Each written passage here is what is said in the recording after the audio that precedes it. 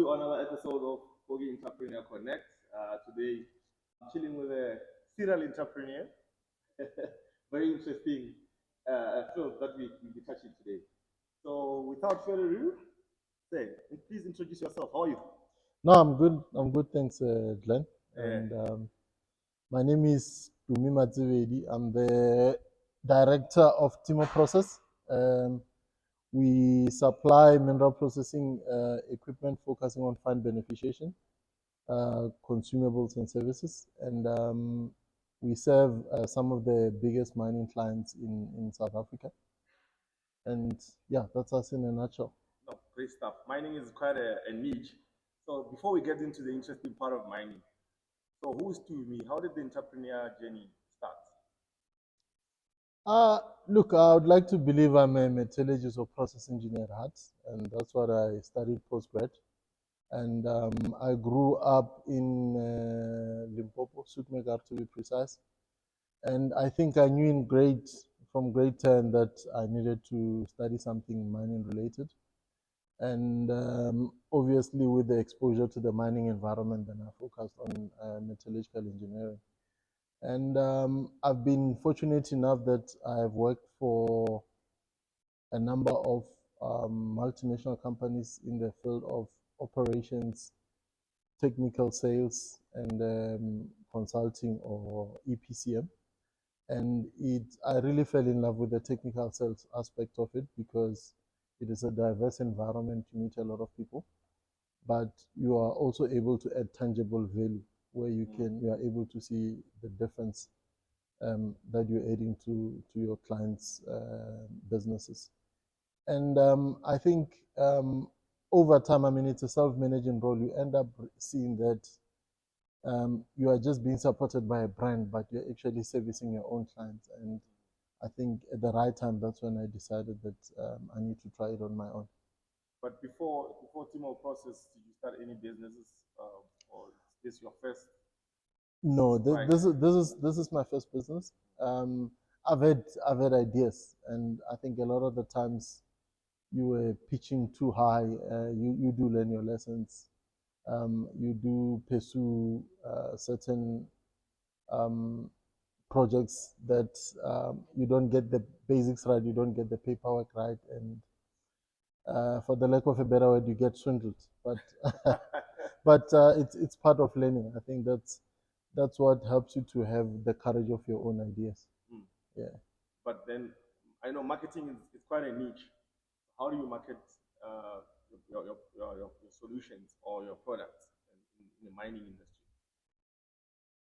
Look, I think it's a transition at the moment. I think in the past we did it on face-to-face interaction with the client to give the client a customized service, but obviously with COVID, it's also helping us to leverage on the digital environment to spread the work that we do.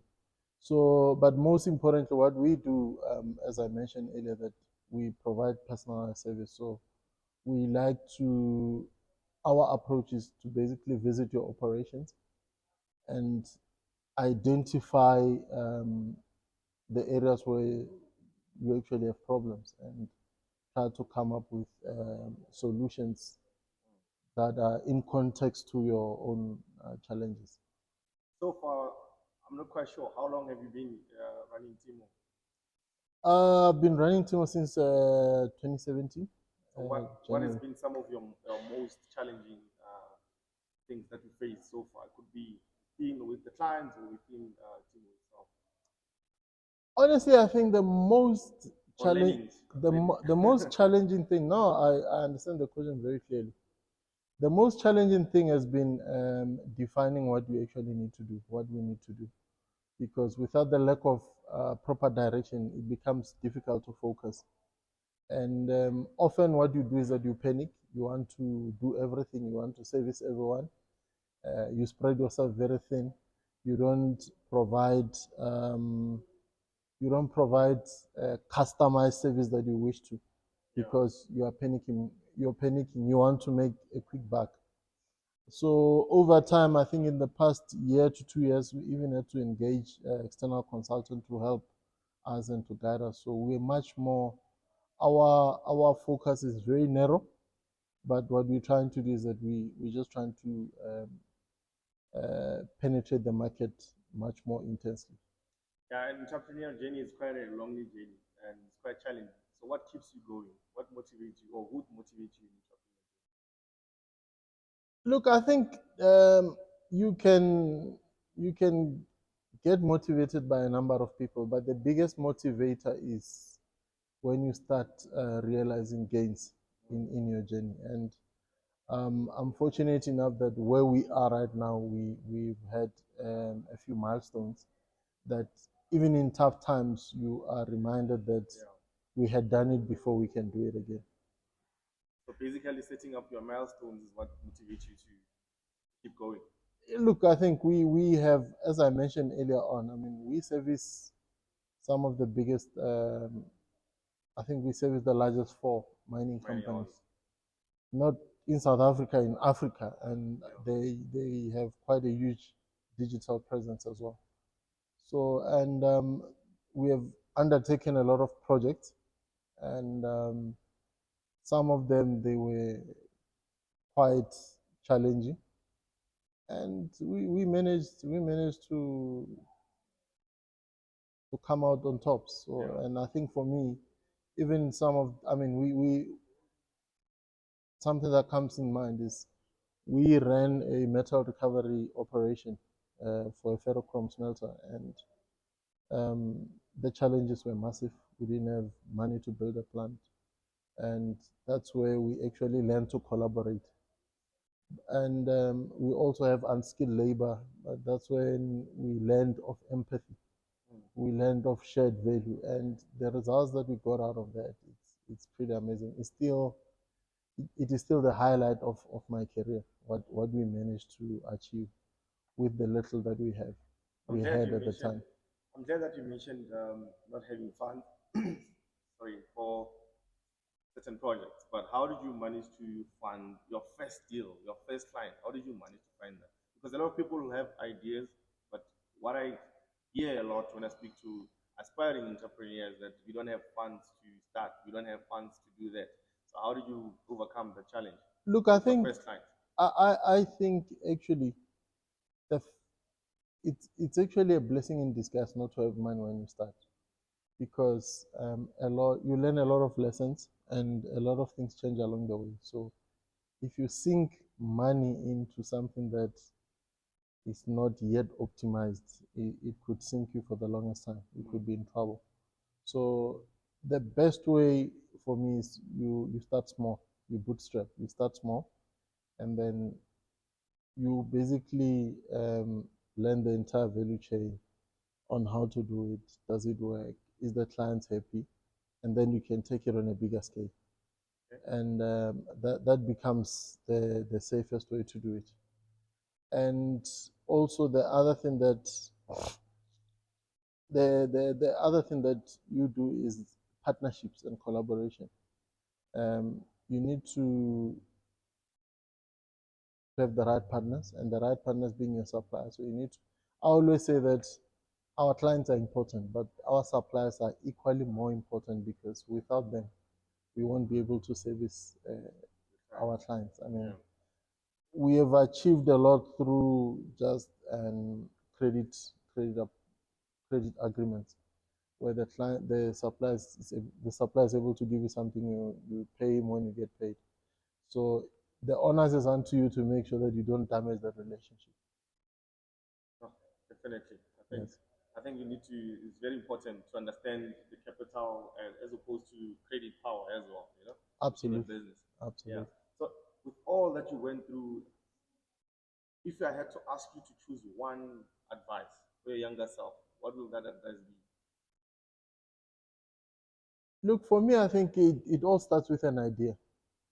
And entrepreneurship, it's all about, in simple terms, it's all about solving your community's problem, whether it's the community around you or the industry or the country. It's all about solving problems. So any sense of discomfort that you experience, ask yourself how you can make it better. And that's how ideas are born. Mm. Yes. I mean, we have load shedding, we have load shedding, we have water shortages, we have poor services, we have deteriorating education. You know, all those for entrepreneurs, they see opportunity where Yeah. others are seeing problems. I've learned that through the journey of entrepreneurship, forgiveness is quite important, and mental strength is one of the key things for successful entrepreneur. Yeah. So, what's your take on mental strength? Oh, what headspace? Where are you at? Look, I think, I mean, in the recent past, I actually had first-hand experience of mental health challenges, anxiety, depression. And I think um, the first step to recovery is acknowledgement. You ought to be able to be in a space where you can acknowledge that you don't feel better, and you can just interrogate what is not, well, what is at stake. Well, why aren't you feeling better? Because um, I think the majority of the time, the biggest challenge actually for me being an entrepreneur is the fact that you don't switch off. You're working 24/7. Yeah, you don't switch off. I think over the weekend you worry about Monday. So Yeah. sometimes you just have to enjoy the moment as it is and have a time, have a deliberate time for everything. You know, rest when you need to rest, work when you need to work. But most importantly, exercise. And also, I think they're all classic just talking, finding someone you can trust to just talk to and vent out. I know we as entrepreneurs, we read a lot of books. Any book that you like to recommend for aspiring entrepreneur on a startup that can assist, in terms of preparation. Preparation is key when you start anything. Look, for me, actually, I read from strategy. I read a lot of journals. Yeah. I think Harvard Business Review always has good articles, very concise, practical, and easy to implement. But in terms of books, I'll name two books, and the first book is Who Moved My Cheese. Yeah. The second one is The Atomic Habits. Yeah, Tumi Kevin, it's a good one. It's a great book and practical advice as well. Yeah. Yeah. So, lastly, where do people find you as Timo Processes and as Tumi, or where do people find you? We we are on LinkedIn, Timo Process Technologies. I'm also on LinkedIn on my personal profile, Tumi, and our website is www.timoprocess.co.za. No, thank you for having us. It's been a great pleasure, guys. You know what to do: like, subscribe, share the information. Someone out there is looking for this information. Let's continue educating, learn, share, and end. Most importantly, we need to end this year. We can't keep on saying it's our year, but you're not putting in the work. Let's prepare. Let's start. And as Foggy Footwear, we're saying, just start. If you have an idea, start. You can only learn from starting. You can't always start things in your mind. If you start, you start to, get the process rolling. And when the process rolls, you start getting results. Signing out. Thank you. Pleasure, my man.